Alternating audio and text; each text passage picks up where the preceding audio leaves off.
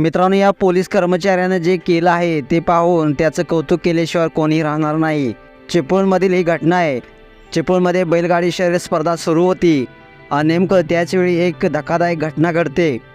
संपूर्ण महाराष्ट्रातील बैलगाडीचे शर्यतीचे चाहते ही स्पर्धा पाहण्यासाठी तिथे मोठ्या संख्येने तिथे उपस्थित होते।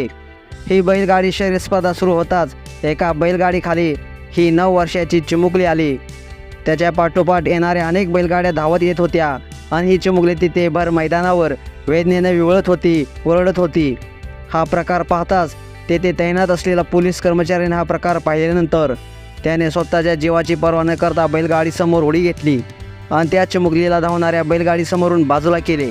या चिमुकलीला बाजूला घेतल्यानंतर मात्र ही चिमुकली वेदनेने विवळत होती आणि तिला जबर जखम झाली होती। हे पाहताच त्या पोलीस कर्मचाऱ्याने तिला खांद्यावर घेतलं आणि हॉस्पिटलमध्ये धाव घेतली।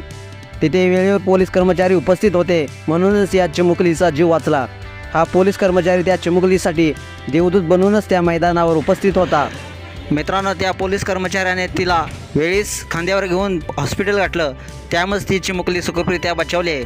मित्रांनो, अशा या पोलीस कर्मचाऱ्याचं जितकं कौतुक करा तितकंच कमी आहे। तुम्हाला हा व्हिडिओ कसा वाटला नक्कीच कमेंट्स करा आणि या SS व्हायरल या चॅनेलला सबस्क्राईब देखील करा। धन्यवाद।